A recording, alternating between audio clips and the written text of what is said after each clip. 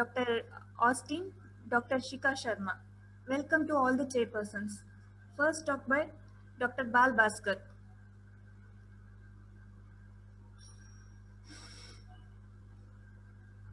Over to Dr. Bal Bhaskar. On the occasion of this excellent ISA Kerala conference, and thank you for inviting me for today's program. I am going to talk about the fasting guidelines, basically stress upon the Indian guidelines which are published in IJA, and of course have contributed to the development of these guidelines. There have been many guidelines starting from ASA guidelines in 1999 with updates, and including other two societies, and our guidelines have been the latest. And for the sake of discussion, I will talk about a 45-year-old 90 kg male for umbilical hernia repair, an elective procedure. And basically, why do we talk about NPO, nail per oral instructions for a patient? Because we have known and have been taught that there is a risk of regurgitation and aspiration of gastric contents because of impairment or abolition of airway reflexes during deep sedation anesthesia. And in fact, another thing that has been put in your mind is that the aspirate volumes of more than 25 ml at the pH of less than 2.5 are very dangerous. And this was basically one which was propagated initially by Roberts and Shirley, who published an article in 1974 about a single rhesus monkey being studied, into which they instilled about 0.4 ml of per kg of acid into the right main bronchus. And the results were extrapolated to humans, and there was no actual regurgitation and aspiration in this particular specimen. And subsequently, as expected, there were not any human trials, which is unethical. And this we have carried forward the same message in your mind. And we definitely accept that there is a risk of regurgitation aspiration in the perioperative period. There are patient factors, there are physiological factors, and there are pathological factors related to the medical field and the surgical field. So we must take some precautions. Even when the patient is lying down, it is possible that the gastric contents could go up the esophagus and then go into the trachea and to the right main bronchus normally, and go and settle in the dependent parts of the lungs and produce the pulmonary manifestations of the aspiration. So how long we advise the patient to be fasting? You can advise a patient to fast for days together so that the stomach is totally empty. But there is a minimum duration necessary to minimize the risk of regurgitation and pulmonary aspiration in patients devoid of risk of regurgitation.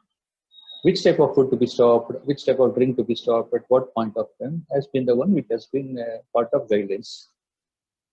For example, the Western food, when we talk about light meal, and if you look at the ASA guidelines, they talk about toast and clear liquids. They talk about sandwiches, soups, and salad.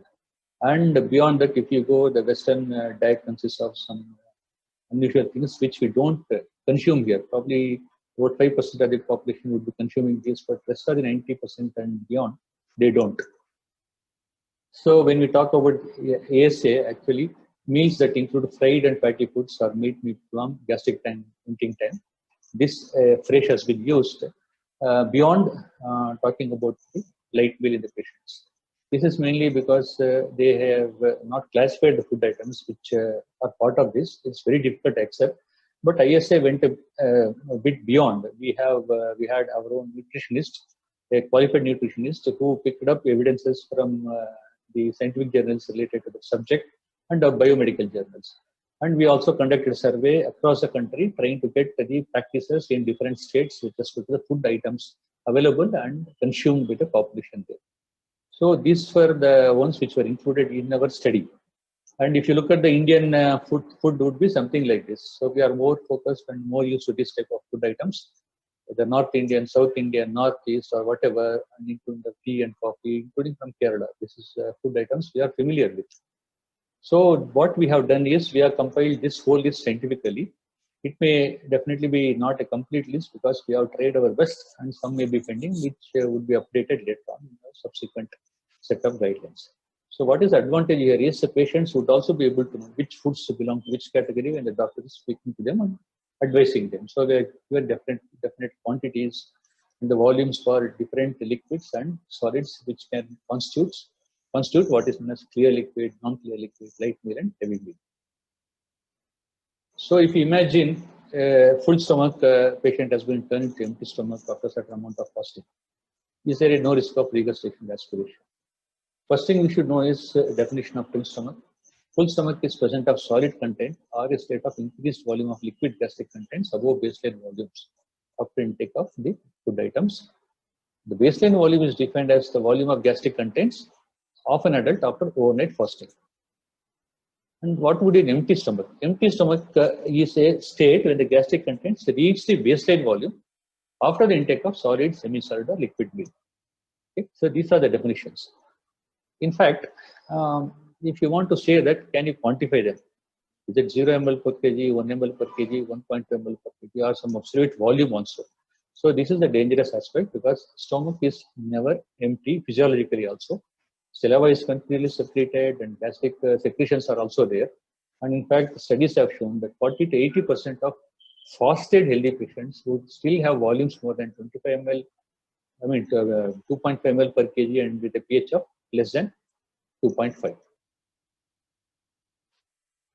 So how are the gastric volumes measured and also the emptying? We have got various techniques which have been used in the past, including scintigraphy, MRI, carbon dioxide breath analysis, and others. But the most recent and the best one probably has been the gastric ultrasound, which has gained prominence in the last 1 decade, where we can get the content motility along with the gastric volume. So the amount of material is gradually improving, increasing in Indian conditions also.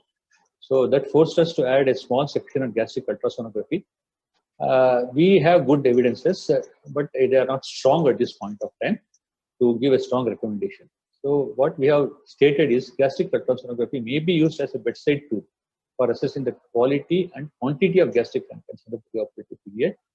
One advantage of gastric ultrasound is it is more widely available for us as the regional anesthesia specialists also nowadays. Maybe you are going to use them more frequently, and it will help us in the management of the patients, including emergencies. But we have not stated is taken up further, mainly because of course, the strength of evidence is not there. Secondly, in a country like India, there will be medico-legal implications because of economic considerations. We have some evidence with respect to water and clear liquids also. We have studied, for example, with respect to gastric volume, 20 studies. There were never in regurgitation aspiration. Then we studied various evidences where water was used or clear liquid was used. And some patients were kept overnight fasting, and some of the set of patients were given clear liquids or water till 2 hours before the anesthesia. So it was found that the amount that was present in the stomach was equivalent to what was there in the patient's fasted overnight when we administered clear water or clear liquid till 2 hours before the anesthesia part. And in this, with respect to pH consideration also, we conducted meta-analysis of 4 and 5 studies each, comparing overnight fasting with 2 hours of water and 2 hours of other clear liquids. So it was found that in the water group or the clear liquid group, there was higher pH of the gastric contents, which is a very significant development. We also took up network meta-analysis. In fact, very paradoxical finding here. We found that there were slightly higher pH values with clear liquids as compared to water. And there were studies which are also checked with respect to the amount of clear water which was given, amount of clear liquids which was given 2 hours before the anesthesia part. Even volumes up to 500 ml of clear liquids and 450 ml of water were administered, and they were cleared from the stomach completely. This is the advantage with the clear fluids. Advantage of clear fluids is they have a exponential curve with respect to the reduction in volume after a period of time in the stomach, and they come down very drastically. Within an hour, more than 80% of the water is gone. Whereas for solids, it is a biphasic one and it takes long time. So we have our own guidelines now, therefore, which says that with a strong evidence, clear liquids should be allowed up to 2 hours prior to administration of sedation of anesthesia. And the amount of clear liquid consumed should be restricted to less than 450 ml. With respect to non-clear liquids, our recommendation is up to 4 hours prior to administration of sedation or anesthesia, we can give it, but it is a weak recommendation as compared to clear liquids. With respect to the light meals, we can allow for 6 hours of fasting. Then the patient can be subjected to anesthesia and surgery. Basically, this is again a weak recommendation. And heavy meals, we have some backup discussion here. For example, I have got 2 ultrasound-based techniques studies which are published. One by Perlas et al., which was a prospective study, and the other one by Cook et al., which was a retrospective study. So in the first group, they were fasted for 8 hours for solids, 5 hours for liquid. Despite this, 7 patients had high residual gastric volume of 180 plus or minus 83 ml. And in the second set of retrospective patients, retrospectively analyzed patients, it was found that 8 patients had consumed heavy meals. And despite trying to stick to ASA guidelines, 32 patients had full stomach. So imagine, they were following the ASA guidelines. For methodology purposes, they had classified patients as empty stomach patients with volumes less than 1.5 ml per kg or no solid content. In full stomach, as liquid content more than 1.5 ml per kg or presence of solid content. So our recommendations with respect to heavy meals is, if the patient has consumed heavy meals, it may be prudent to wait for at least 10 hours prior to administration of sedation of anesthesia. One most important thing to remember is, it's not 8 hours which ASA has talked about here. The 10 hours is important because despite the recommended duration of fasting being followed, good amount of gastric contents were seen, and further ultrasound serially in the next half an hour, 1 hour, 2 hours show that good amount of the food items were still present at 10th hour also. So it is better to err on the side of caution. And of course, heavy consumption is definitely not advisable on the night before surgery. We could get a strong recommendation based upon very good levels of evidence. Should we be administering acid aspiration prophylaxis for the patient? So generally we administer because we want to increase the pH, reduce the volume, or both. We use different types of drugs like H2 blockers, PPIs, and metoclopramide as a prokinetic, and we can use antacids also. And there have been some strange evidences here. If you talk in terms of gastric volumes, it has been found that the H2 receptor blockers are better than proton pump inhibitors. And if you combine H2 receptor blockers with prokinetics or with proton pump inhibitors, there have been controversial outcomes, so not dependable. And when you talk in terms of the pH changes, it was found that proton pump inhibitors were better in improving the pH as compared to H2 receptor blocker as compared to the volume concentrations. So this is one important finding based upon the evidences which we could find. However, independently, both of them were effective in increasing the pH. So overall recommendation, for example, in an adult is one. Anyway, despite this, there is no clear recommendation for routine use of aspiration prophylaxis in adequately fasted patients at all. If you are going to use it, it is left to your discretion as anesthesiologist. For example, this patient, when it says is there for this abdominal surgery, if his ultrasound scan and everything in the pre-op period has shown that there is some sort of obstruction, maybe he is a patient for a higher risk. Or maybe he is not, because he would be vomiting. So the stomach could be empty, or they would have put a Tiles tube. So these are things which you should keep in mind. And what if you allow the patient to fast beyond the recommended? Because the patient is first in the list, nothing will happen. But we have got larger hospital where patients are kept waiting for more than 10 hours. But it's not good for the patient, basically, because it causes sort of protein and sodium losses, metabolic changes, and high glucose levels in the patient. So what we should be doing is, we should anticipate and administer clear liquids till about 2 hours before the sedation and anesthesia, and we can start maintenance IV fluids also for the patient. Because apart from the risk of regurgitation aspiration, now we are going to talk about dehydration, hypotension, the feeling of thirst, and the metabolic adverse effects. Maltodextrin, I would just want to talk for a moment here. This has been just discussed in our guidelines but not taken forward, mainly because we don't have evidences clearly in a routine elective surgical procedure, and where the ultrasound studies would talk about the gastric volumes and pH. So it has been discussed mainly as part of ERAS protocols. Yes, there is some evidence as part of ERAS where there are outcomes which are different. They are not going to talk about the gastric volume and pH. So some of my colleagues have been questioning me, but this is the explanation for the purpose. So how do you resume the post-op feeding? Okay, this patient, for example, it is difficult to assume and decide because there are surgical factors also which are involved. But evidences also, this apart. So we have tried the evidences. We have found that there are no clear-cut evidences to talk about postoperative feeding in a general adult population. There have been, however, systemic reviews and meta-analysis for specific procedures like colorectal surgeries and lower abdominal surgeries. But this patient is obese. If you just look at my second or third slide, 90 kgs. So are the considerations any different from a normal adult? So one thing we have to remember is overall the advice on period of fasting practices in terms of the times and types of food items, there is no difference at all as compared to non-obese individuals. However, it is said that they may be considered to be at higher risk of aspiration, so we can try to administer some sort of anti-prophylaxis to these patients, but these are all weak recommendations. So rest of the guidelines also we have prepared, one towards obstetric patients and pediatric patients also. So all of you can go through the recommendations which are published already. I don't have time further here, but there are some strong recommendations here. Basically, women definitely are at higher, maybe considered high risk of aspiration. The strong recommendations here are basically heavy meal consumption is not advised on the night before surgery, and they must be administered aspiration prophylaxis, and clear liquids can be allowed only 8 hours after cesarean section. So this is our recommendation. Again, this has invited some discussion.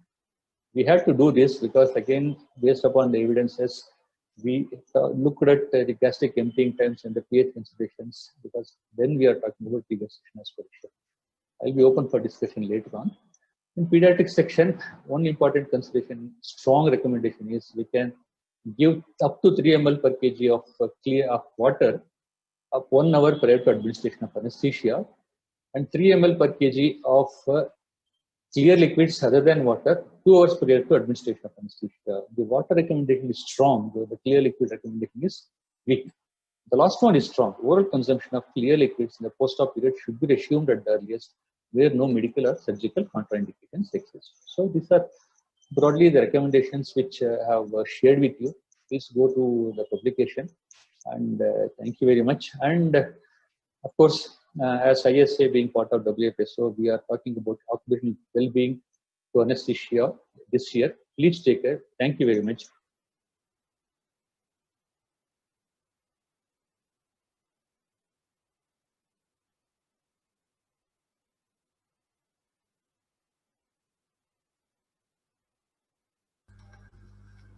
Thank you, Dr. Balabhaskar. Next, we have Dr. Asha KS. Over to Dr. Asha. Good evening, everyone. My topic is pre-operative testing. It is a little bit boring, but I will try my level best to make it more interesting. Thank you for the invitation. The objectives of my presentation include to understand the rationale for evidence-based pre-operative testing, and also to understand whenever our pre-operative testing is not indicated most of the time. And is it a big problem for us? Definitely yes, it's a big one, because it wastes our valuable resources as well as exposes the patient to unnecessary blood work as well as procedures. And itself creates anxiety to the patients. And most of the time, it may not be cost effective, and still it is a problem between surgeon and anesthetist. Then why should we test? Of course, most of the patients coming for surgery may or may not have some clinical comorbidities. So we have to identify it. If it is present, we have to verify that condition, which could affect our anesthesia care, intraoperatively as well as postoperatively. This will help us to formulate or modify or plan our anesthesia care of the patient. So by these tests, can we mitigate the risk? Means this preoperative testing can define a disease. And to some extent, we can reduce the perioperative risk. And moreover, we can stratify the risk and outweigh the benefit over the risk.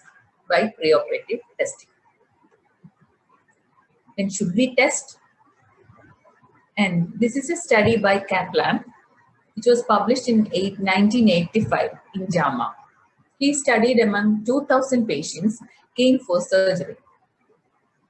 And they were underwent various tests, which include complete blood count, differential count, platelet count, prothrombin time, partial thromboplastin time, 6-factor automated multiple analysis, as well as glucose levels. And out of these 2,000 patients, 60% of these routinely ordered tests only being done for recognizable indications. But only 0.22% of testing had only been done for indications as well as revealed abnormalities that could change our anesthesia care. So what should we do apart from our routine testing? This is a study by Nar et al. From Mayo Clinic. It was published in Mayo Clinic Proceedings in 1997. He studied a large group, that is 1,044 patients. It's a retrospective study of age 90 to 95 years. Those were underwent surgery there. No preoperative testing were done for those patients, only history taking and clinical examination. And their morbidity was found to be 0%. And only 17 intraoperative lab tests were done among these 1,044 patients. And among these 17 tests, 3 were abnormal. And no test results were found to have made any change in our perioperative care. Then should we test? Of course, we must test. But what must be our deciding factors? These decisions must be made only after, by taking proper history as well as thorough clinical examination of the condition. And any abnormal finding on history and examination will be confirmed by the testing. Or will require, if any examination finding will pointing out to any test, we must go for that. Unless and until those tests are not indicated, if there is a specific reason. That result will change our anesthetic management or modify our anesthetic management or reduce perioperative risk. Those tests should be done, definitely. And I would like to discuss some important investigations. Then there are lots of retrospective reviews and case series as well as cohort series were available regarding preoperative relevance of the preoperative ECG.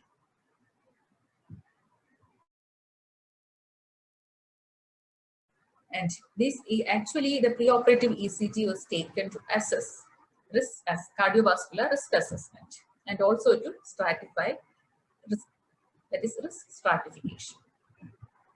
In a study by Peter Dinucci et al., which was published in American Journal of Cardiology in 2006, he studied the prevalence of abnormal ECG among 4,000 people. And those in the elderly age group, especially above 75 years, he found most of the 75% of the people, that those above 75 was having this abnormality in ECG. And the outcome was directly proportional to the abnormal ECG. So that means the poor outcome is more with those with abnormal ECG. And absolute risk reduction in low as well as intermediate risk surgery were minimal, that is only 0.5%. Then in which of cases we must ask for a preoperative ECG? Though definitely those patients are having signs and symptoms of cardiovascular system diseases as well as stable cardiac non-diseases of the cardiovascular system, and those patients coming for intermediate or high-risk surgery having risk factors, especially cardiac risk factors as well as pulmonary. And along with that, some indices like RCRI more than 1 as well as CAD risk equivalent. In which all conditions we do not require ECG. in some cases, like most of the cataract surgery cases without any risk factors, doesn't require preoperative ECG. But those patients, and this group include one more group, that is those low risk patients coming for low risk surgery. Those patients doesn't require ECG. And ECG may be taken for those patients coming for an intermediate risk surgery with low risk. And all risk factors, patients with risk factors for low risk surgery.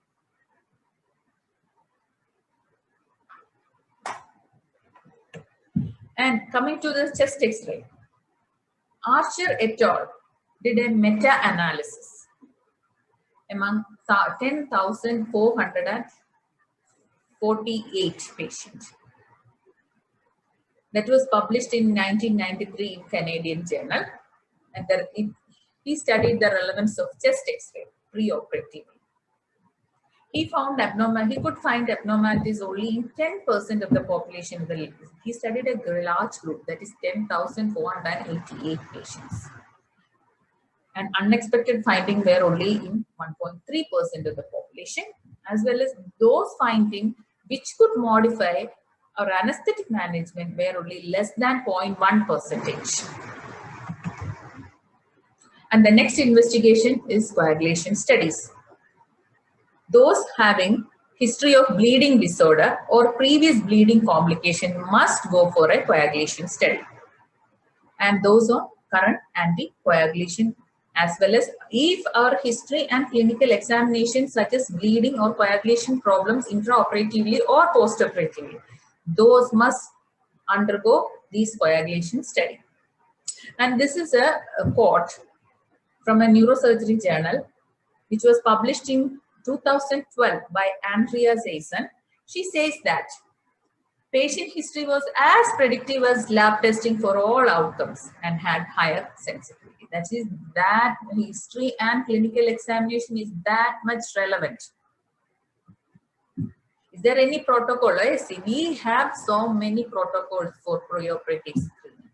In 2012, ASA Practice Advisory put forward a regulation and protocol which included Royson and Cohen recommendation. They were recommended in 2004, and later on we have NICE guidelines came in 2016, and ESA guidelines were updated in 2008. Then what are the deciding factors? Because in some cases we must not do all the tests, but some cases we have to. And what all things these testing we decide? Then our medical history and clinical examination, that is the main thing, as well as we know which surgery is going to be done for this patient. So we must know the planned surgery and thorough history and clinical examination. Then only we could assess the degree of blood loss intraoperatively as well as postoperatively. These are the deciding factors. And some clinical considerations are there for each blood investigations. We will look into that. These are the clinical considerations for each test. Apart from these considerations, high-risk patients as well as those going for a high-risk surgery or invasive procedure must undergo all relevant investigations. And first we will discuss about blood count. Blood count should be done for extremes of age patients, then patients with liver or kidney disease, or anticoagulant usage, history of bleeding or hematological disorders, those with malignancies, and of course invasive procedures. And coagulation studies, as I said earlier, bleeding disorders on anticoagulant use and patient on chemotherapeutic usage, as well as liver or kidney disease. The next investigation is serum chemistry. That include glucose, electrolytes estimation, as well as RFT and LFT. Of course, it should be done for a patient with liver or kidney disease, or endocrine disorders like diabetes, thyroid, etc., and central nervous system disorders, as well as patients on diuretics, digoxin, or steroids. And those patients come under elderly group as well as malnourished. And of course, invasive procedures. Next is the chest X-ray. Should be taken for patients with pulmonary disease or cardiovascular disease as well as those with clinical manifestations. And the next one is the ECG and should be taken for cardiovascular patients with cardiovascular disease, pulmonary disease, and those patients with clinical risk factors. And of course, invasive procedure, we must have an ECG with us. Next comes the pregnancy test. Should be done if there is a possibility of pregnancy. And we cannot ask always. There is a little bit controversy in this because if the patient is undergoing an invasive procedure or high-risk surgery, we can ask for. Otherwise, it is a little bit controversy is there regarding pregnancy test. So my take-home message is pre-operative testing should be dictated by history as well as clinical examination.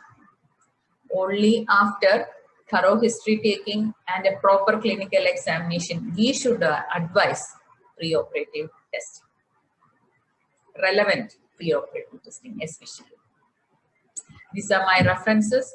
Clinical Anesthesia by Paul G. Barash, 8th edition, and Miller's Anesthesia, 9th edition, that is the 2020 edition. And thank you.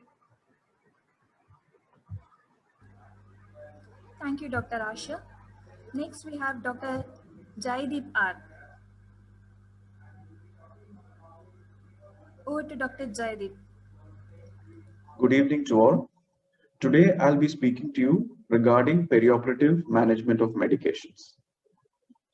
As anesthetists, we come across patients who suffer from a wide range of comorbid conditions and who are on an even wider array of medications in order to control these comorbid conditions. So in order to deliver a safe anesthetic for our patients, it's very important for the anesthetist to have an accurate knowledge of these medications, their pharmacokinetics, their pharmacodynamics, their interactions with anesthetic, and so on and so forth. Now, there are three main aspects that we need to consider here. The first is, what are the medications that these patients are on, and what is the level of control of the comorbid conditions? The implication is, it helps us with risk stratification in these patients. The second aspect to consider is, what do we do with these medications intraoperatively? Do we continue them? Do we withhold them? Or do we find an alternative to substitute them with? Another aspect we need to consider is, what is the interaction of these medications with the anesthesia or the anesthetic technique? Do we have to modify our agents because of these medications, or do we have to modify our technique altogether? Because this is a vast topic, I will not be able to cover all the medications during the course of my talk. So I'll be using a couple of scenarios which I'm sure that all of us will come across in our day-to-day practice. So let's look at this scenario first. This is a 60-year-old hypertensive diabetic patient with ischemic heart disease who's had 2 drug-eluting stents put in 1 year back, and he's posted for an inguinal hernia repair. The patient is on bisoprolol, losartan, and hydrochlorothiazide for blood pressure control, metformin and glimepiride for blood sugar control, and clopidogrel and aspirin as antiplatelet agents. Now, my concerns with this patient include his perioperative blood pressure control, perioperative blood sugar control, and the perioperative management of antiplatelet medications and management of bleeding risk. Let's look at antihypertensives first. Now, antihypertensives in common usage can be broadly divided into 2 main groups. The first is the one which inhibits the renin-angiotensin system, and those include the ACE inhibitors, the angiotensin receptor antagonists, and the direct renin inhibitors. The second group act by reducing the intravascular volume or by causing vasodilation. And this group includes diuretics and calcium channel blockers. Then there's a third miscellaneous group, which include alpha and beta blockers, the centrally acting agents, and ganglion blockers. Usually, the drugs which act on the renin-angiotensin system are first line in younger patients, and those which act by reducing the intravascular volume or causing vasodilation is the first line in older patients. However, many times you'll find that these patients are on a combination of these medications. Let's have a look at ACE inhibitors and angiotensin receptor blockers first. What are the concerns for the anesthetist with these agents? The primary concern is there is an increased risk of hypotension in patients intraoperatively when these agents are continued before surgery. And this leads to a risk of organ hypoperfusion under anesthesia. Also, if these patients are used concurrently with NSAIDs, it can precipitate renal dysfunction in some. And also, when it's used with diuretics, there is a risk of hypovolemia and hyponatremia. These patients can also be at risk of hyperkalemia when these drugs are used along with potassium supplements and potassium-sparing diuretics. As regards to whether this agent needs to be continued or withheld, there are no universal guidelines. However, in a majority of institutions and with a majority of anesthetists, the usual practice is to withhold these agents. However, who will actually patients, especially in patients with failure, those with hypertension. In these instances, it is important to make sure that we maintain euvolemia and we manage hypotension with volume expansion and vasopressors. My personal recommendation is to withhold these agents on the day of surgery.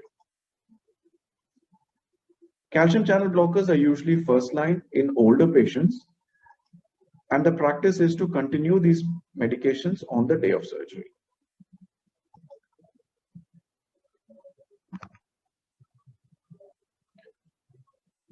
Diuretics are another group of agents which are used for managing hypertension, and most commonly used diuretics for this purpose are thiazide diuretics and thiazide-like diuretics. When the patients are on these agents, it's important to remember that they have a wide range of side effects, including electrolyte disturbances like hypokalemia, hypercalcemia, hyponatremia, and hypomagnesemia, and can also cause hyperglycemia, hyperuricemia, and hypercholesterolemia. Aldosterone agents like aldosterone antagonists like spironolactone can also be used in blood pressure control. They're usually used as fourth-line agents for primary hypertension. Loop diuretics are usually used in patients with resistant hypertension who also have heart failure and also suffer from chronic kidney disease.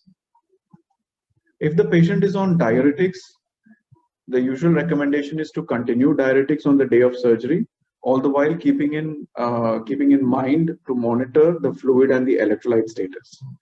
Loop diuretics, it's better to withhold on the day of surgery. Coming to beta blockers. Beta blockers are usually not used as first-line antihypertensives unless there are other indications like patients who have had a myocardial infarction or patients who suffer from atrial fibrillation. Patients on established beta blocker therapy, it is better to continue the treatment through the perioperative period, but the patients should not be started on beta blockers in the preoperative period to reduce risk, because it puts them at an increased risk of stroke and mortality. So coming back to this scenario once again, the patient is on bisoprolol, losartan, and hydrochlorothiazide for blood pressure control. And so in this patient, I would omit the losartan, continue hydrochlorothiazide and bisoprolol on the day of surgery. Now coming to oral glucose lowering agents or oral hypoglycemics. As we all know, there are four main groups. One which increases insulin release, another which increases insulin action, those which reduce glucose absorption, and those which increase urinary glucose excretion. Sulfonylureas and meglitinides increase the insulin release, and the effects of these agents are independent of blood glucose levels. Hence, patients are at increased risk of hypoglycemia. Hence, it's better to omit these agents on the day of surgery in the fasting patient. DPP-4 inhibitors enhance glucose-dependent insulin secretion, so they can be continued on the day of surgery. Biguanides inhibit the endogenous hepatic glucose production. The main concern with biguanides is it can cause lactic acidosis, especially patients with kidney disease, heart failure, and chronic liver disease. So it's better to stop these agents the day before surgery and to restart 24 hours after surgery. The thiazolidinediones or the glitazones enhance insulin sensitivity in the peripheral tissue, and they can be taken on the day of surgery. Alpha glucosidase inhibitors prevents intestinal reabsorption of glucose, and the glucose lowering efficacy depends on the carbohydrate intake. So it's better to stop these agents on the day of surgery in the fasting patient. The sodium glucose cotransporter inhibitors promote glucosuria by inhibiting renal glucose reabsorption. It's important to remember that there's a danger of euglycemic ketoacidosis in the perioperative period in these patients, and hence it's better to stop these agents on the day of surgery and restart it only when oral intake is resumed. So coming back to our scenario, the patient is on glimepiride and metformin for blood sugar control. And so I would stop the metformin the day before surgery, and the glimepiride, I would omit the morning dose. Now coming to the antiplatelet agents.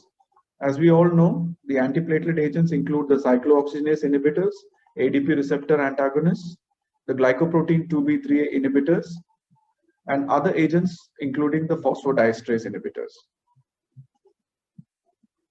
Now, in order to make the decision as to whether we continue or stop the antiplatelet agents, we need to classify the patient into low, high, or very high risk groups, and also classify the procedure into low, moderate, or high bleeding risk.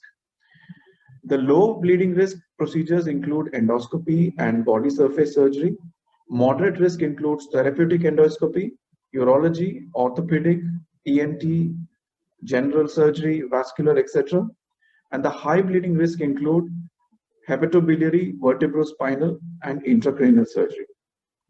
Patients can be classified as high cardiovascular risk if they've had an ACS more than a year back, drug-eluting stents placed more than 6 months back, bare metal stent more than 1 month back, a CABG more than 6 weeks back, or if the patient is suffering from peripheral vascular disease. Patients are at very high risk if they've had an ACS within the last 12 months, drug-eluting stent within the last 6 months, bare metal stent within the last 1 month, a CABG within the last 6 weeks, and an episode of CVA or TIA in the last 1 month.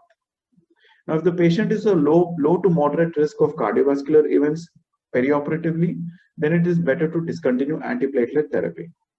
If the patient is of high cardiovascular risk and undergoing a procedure with low to moderate risk, then we can continue the aspirin and discontinue the ADP receptor antagonist, that is clopidogrel. If the patient is undergoing a high bleeding risk, then it's better to discontinue both. If the patient is of very high risk, then it's better to delay surgery. But if the patient requires urgent surgery, then the decision of what to do with the antiplatelet agents becomes a multidisciplinary decision. What we can consider is to continue the aspirin, discontinue the ADP receptor antagonist, and even consider a bridging therapy with tirofiban or cantrelol. So in this patient, the patient is on clopidogrel and aspirin.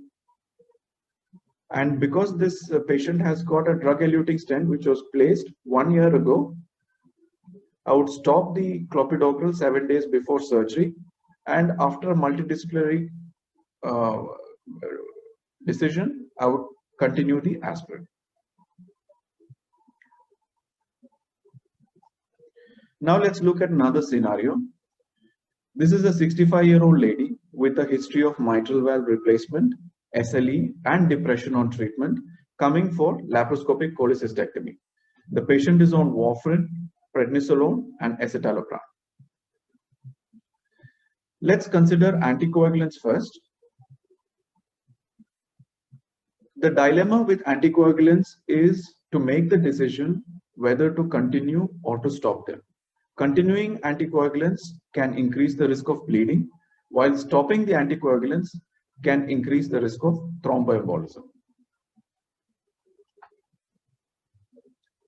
Patients who are on oral anticoagulants and undergoing low-risk procedures like endoscopy and superficial skin surgery, you can continue the oral anticoagulants without interruption.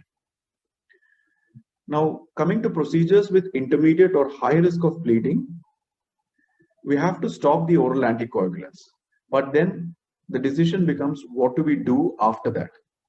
Do we require a bridging therapy for these patients?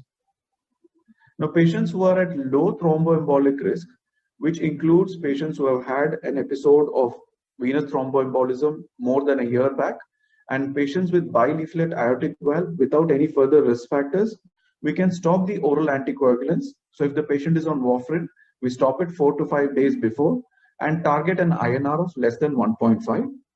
The oral anticoagulants can be restarted after surgery as soon as the bleeding risk allows, usually 12 to 24 hours.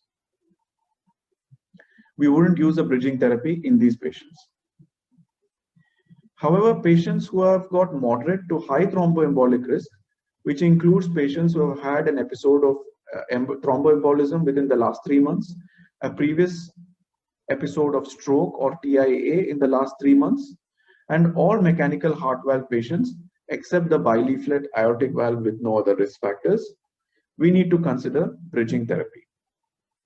We would stop the oral anticoagulants and then initiate a full treatment dose of low molecular weight heparin or unfractionated heparin once the INR is less than 2.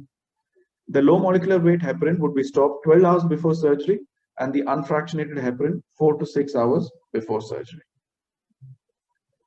When do we stop the oral anticoagulants? Like I mentioned before, warfarin would be stopped 4 to 5 days before surgery. Dabigatran and rivaroxaban need to be stopped 2 to 4 days before surgery. Apixaban and edoxaban can be stopped 48 hours before surgery. After surgery, the oral anticoagulants would be resumed, usually 12 to 24 hours after, and this would be done after a multidisciplinary discussion. Coming to steroids. Chronic glucocorticoid therapy can suppress the hypothalamic pituitary adrenal axis, and adenosine crisis can happen during times of stress in these patients. Prednisolone 5 milligrams or more on a long term in a patient can lead them to be potentially suppressed, and it needs supplementation perioperatively. So in all cases, we would continue the usual steroid dose preoperatively, and in superficial surgery, that is all that is required. In minor surgery, in addition, we would give 25 milligrams of hydrocortisone IV. In intermediate surgery, in addition to the IV hydrocortisone at the beginning, we would also continue the hydrocortisone at 25 milligram 8 hourly for 24 hours. In major surgery, the initial dose of hydrocortisone would be 50 milligrams and it would be continued as 50 milligrams 8 hourly for 48 to 72 hours. Now coming to psychiatric medication, we have to balance the risk of psychiatric consequences by discontinuing these medications with the side effects and interactions of these medications with the anesthetic agents. As a general rule, it's better to continue these medications perioperatively. We have a few things to bear in mind with these agents. Tricyclic antidepressants can be continued unless there is a high risk of arrhythmias. SSRIs also can be continued, but it is useful to bear in mind that it can increase the risk of bleeding, especially in patients who are taking antiplatelet drugs. MAO inhibitors can interfere with sympathomimetic agents and enzymes involved with opiate metabolism. Hence, caution should be exercised in its use. We can even consider discontinuation of these agents 2 weeks before and replacement with an alternative agent. So if we come back to the scenario that we were looking at, in this patient, the warfarin I would stop 5 days before and I would start a bridging therapy. As far as steroid replacement is considered, I would continue the daily dose and use a replacement regimen as previously discussed. And with the antidepressant, I would continue it perioperatively. Unfortunately, this is all that I have time for at this point of time. I would like to reiterate once again that a good working knowledge of medications and its anesthetic implication is very important in delivering a safe anesthetic. Thank you.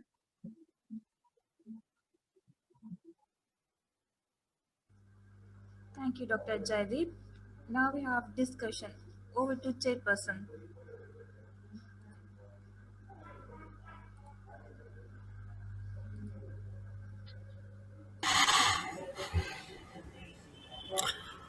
Topics are open for discussion.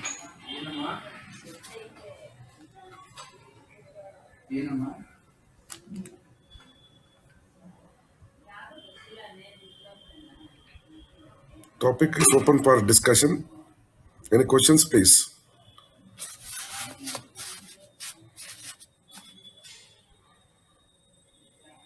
Just to submit Dr. Vijayanand. Sir, yeah, I was very much particular. I'm just looking. There are so many questions which were asked in our last meeting by the fasting guideline. I want somebody to take care of because the author himself is here. Sir, please go ahead, sir. No, nothing. No, I had a small mistake in one of my slides there because it was made into a movie. Then when I went back and checked, there was probably this mistake. One of the slides I have told that studies have shown that 40 to 80% of the patients, despite following the fasting guidelines, as for example spoken about by ASA, had gastric volumes of more than 25 ml with a pH of less than 2.5 ml.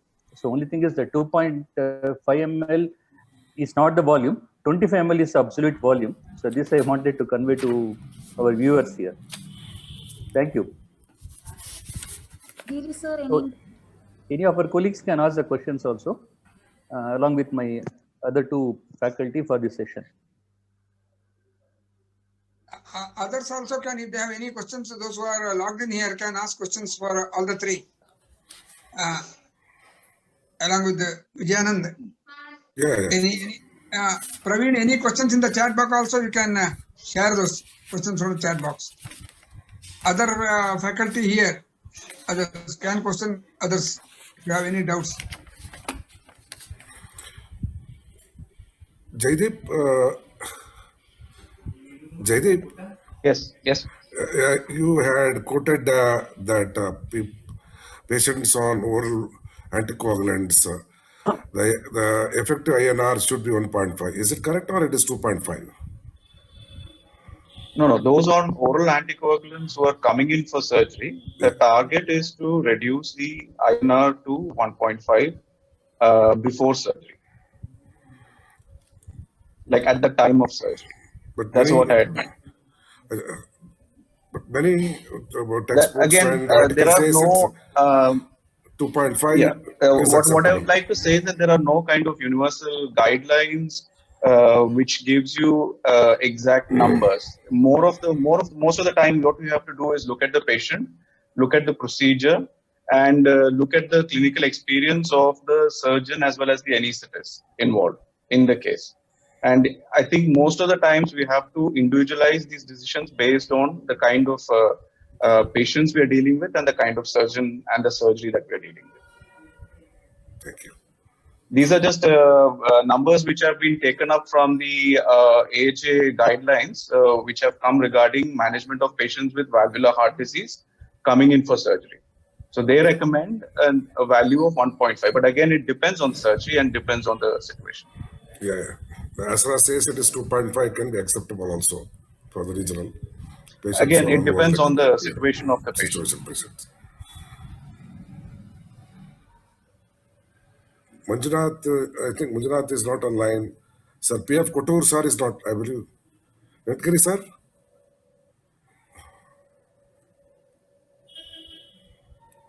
Kotur sir is not there. He is not there. Other speakers also. Any other thing? Alavaskar sir? You have any comments on other things or anything you can?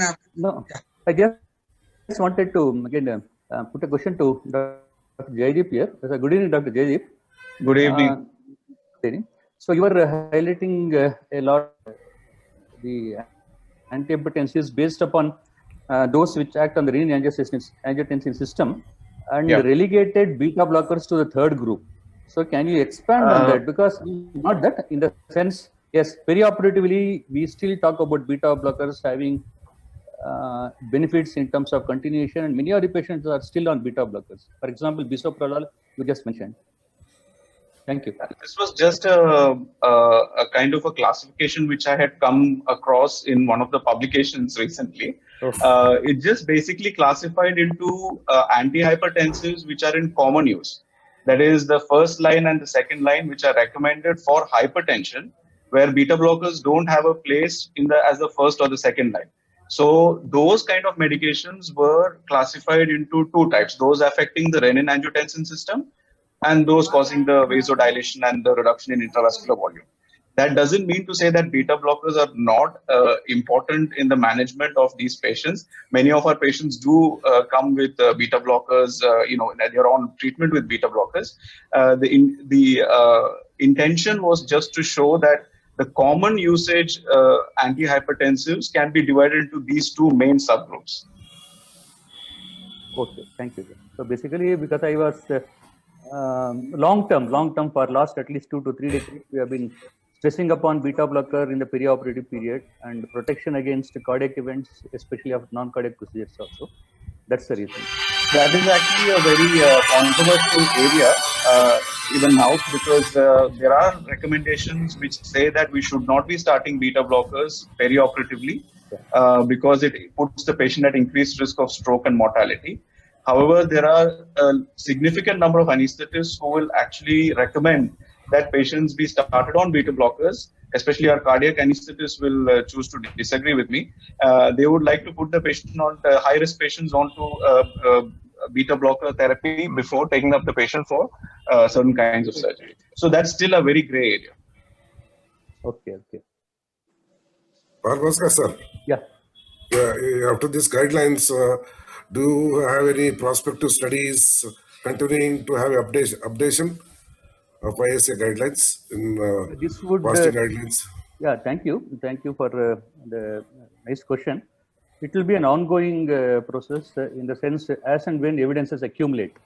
So we are going to take it up in our next update. If there is a significant improvement in the evidences with respect to some field, maybe we'll do it earlier also, like 2 years or 3 years, or probably we'll wait for about 4 to 5 years. So that's the reason I also highlighted about use of ultrasound in our fasting guidelines, which has not been taken up as a separate section. It is emerging as a very huge source of evidence for us, because as I told you, there are a list of different types of investigations which we can do to assess the gastric volumes and the pH. So we have got the gold standard, which is scintigraphy, but it is of course not practical to use it. Then there is MRI, again very difficult to use it practically in the patients. So as a point of care, we can use even the same probe which we use for regional anesthesia for the patients. The same probe can be used to assess the gastric volumes. Then we have got a formula based on which we can have the antral cross-section obtained. The contents can also be observed. So we have highlighted the usefulness of gastric ultrasound. In the last 3 to 4 years, we have had good publications from India also. But ultimately, we could not get a strong level of evidences. So we did not go ahead with a strong recommendation for its use. And as I said already, if we do like that, because guidelines also have some important strength in evidence. So if somebody goes to court, especially in India, consumer court and other things, and if somebody says you have not used ultrasound, so we did consider economic aspects. Not all of the hospitals, at least probably about 4 to 5% would have. And trying to talk about ultrasound also is a very delicate topic in Indian scenario. That's why we just have picked up the topic, but we have also said that it is a very good tool. And at this point of time, recommendations are also still weak. So this is the one. And one important thing we have conveyed is, yes, as compared to ASA guidelines, we are able to commit because we have just gone beyond ASA in terms of number of years post ASA publication. We have found strong evidence that 1 hour is enough for clear water intake in pediatric patients. So this continues to be 2 hours in ASA. but we could find based on the recent evidences that is a recommendation which we can definitely follow. So we have had some good upgrades as compared to the other one, and the biggest one was in terms of the food items. So I would like our colleagues across the country, please go through the types of the food items. We have gone through the foods consumed from, for example, Kerala to Jammu and Kashmir to Manipur and towards Gujarat, and what is the breakfast that is taken there, what is light meal, what is the heavy meal, and everything. They are compiled in a table, and it can be ready reckoner for many of our colleagues. Of course, it could be probably 60 to 70%. The rest of them we didn't include because we also wanted some scientific evidence which is lacking at this point of time. Can you expand this committee with the inclusion of gastroenterologists, gastrosurgeons, nutrition? Yeah, that is, nutrition is we have taken. One thing is, but we have never gone into emergency procedures and those with the medical and surgical considerations. This is basically for elective procedures in those patients with no medical or surgical pathologies. That's what is done with the rest of the guidelines also. And if something is there, somebody has got medical problem, surgical problem, it is left to the discretion of the anesthesiologist to discuss with him, with his colleague, surgical colleague, or endocrinologist or physician, then take a decision. Thank you. Thank you. Dr. Asha, It's is there any difference between the investment you do for an elective case and emergency case, or same, small or big case? Yes, sir, very much. If it is a dire emergency, we can do it with relevant investigations available. And if it is an elective, we can go like whatever the textbook says. Now what I see is that everywhere we see that BTCT, PTINR, everything. But some textbooks say there is no need unless there is a... Yes, sir. Now 2020 edition, Miller is saying like that too.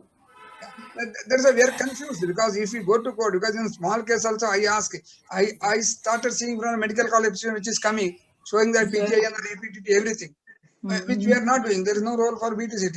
But see, it became a habit because adds the cost. But I have not seen many except one patient or two patients where there was a little increase in the APTT. Otherwise, maybe in the last 6 months, I have not seen anything unrelated. In that case, if you see that, should we do the case or not? These are things. Are we really where we stand legally if you don't do? So legally, it is a big issue, sir. Legally, we will be in trouble. But if you don't do it. There is no need. There is no need. And in India, there is no study between the cost benefit of doing various investigations also. So that's also a big issue. We can't quote from many of the literatures that instead of doing this, it was not necessary to defend in the court of law. We don't have studies here in India also. Because of the safety thing, we have to do all the relevant investigations available in our hospital. Usually. So as a input to Dr. Venkatagiri's question, so yes, there is a system because we are scared about medico-legal problems in India. So especially corporates and some of our own medical colleges, even the teaching institutions, we advise a battery of investigations mainly to see that we escape responsibility, that we overcommit things, we don't do it judiciously. And that also goes with the opinion of the surgeons also. They say, okay, you do it. You do ECG, you do echo for all the patients. Something like that is being done, electrolytes for all the patients. So this is one thing that is to be discouraged. And just to add, again, our ISA has one more set of guidelines in the pipeline. It's about the preoperative investigations, which is going to be talking about ASA 1 and 2 patients and ASA 3 and 4 patients basically. And this is an ongoing project and it will take another 6 months. Probably this is actually going on for many, probably another, again, since 2 years, it will take another 6 months to get published. So we are seeing that, trying to see that it is as comprehensive, but as summarized as possible for our colleagues to understand and be specific. And Dr. Neha, one small question to you. We are in COVID and post-COVID times. So is it possible for us to, probably it becomes mandatory next, that we also add, along with trying to get HbSAg and HIV testing done, we'll also be asking for a COVID test. COVID test. It could be probably a point of care test or whatever is going to come in future, or a Feluda test of the Tatas. So probably something which will be part of our routine investigations. Sure, sir. Sure, sir.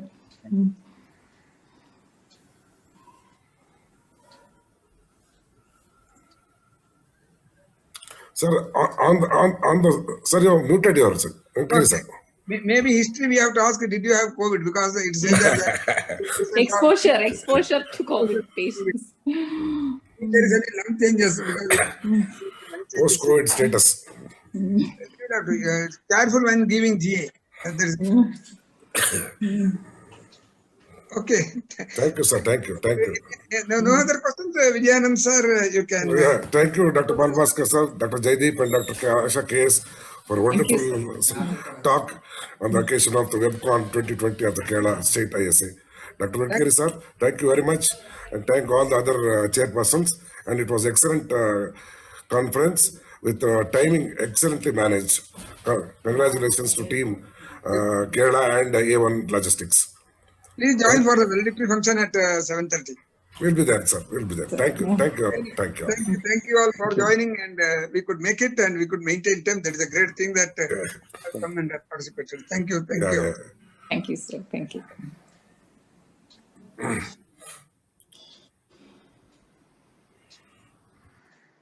Thank you all.